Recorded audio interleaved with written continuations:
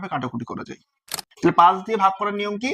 কোনো ভগ্নাংশের উপরে ও নিচের সংখ্যার শেষে যদি 0 অথবা 5 থাকে তাহলে 5 দিয়ে কাটাকুটি যাবে।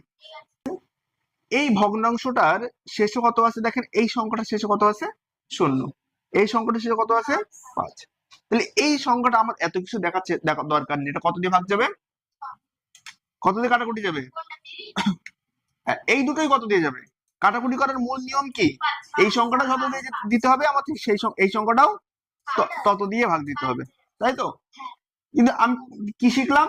কোন সংখ্যার শেষে 0 অথবা 5 থাকলে সেটা কত দিয়ে ভাগ যায়? 5 দিয়ে।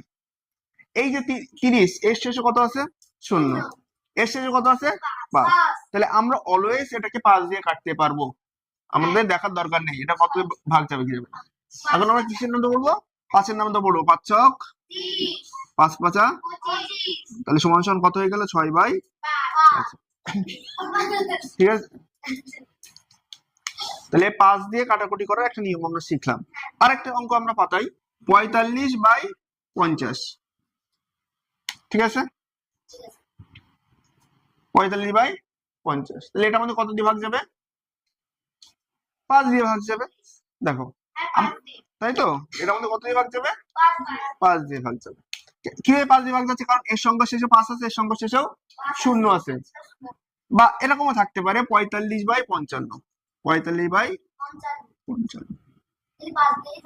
হ্যাঁ, কারণ এই সংখ্যা শেষে 5 আর এই সংখ্যা শেষেও 5 আছে। কোন ভগ্নাংশের শেষের সংখ্যা দুটো যদি 0 অথবা 5 থাকে তাহলে কত দিয়ে ভাগ যাবে?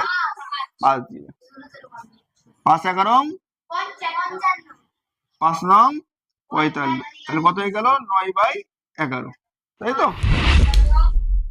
আবার এটা আমরা দেখি, এটা কত দিয়ে কাটছে? 5 11 5 9 45, 5 10 কে 9/10 5 দিয়ে কাটাকুটি করার আমরা একটা নিয়ম শিখলাম। কি নিয়মটা? হলো যে কোনো সংখ্যার শেষে 0 অথবা যদি 5 থাকে তাহলে সেই সংখ্যাটা অলওয়েজ 5 দিয়ে ভাগ যাবে।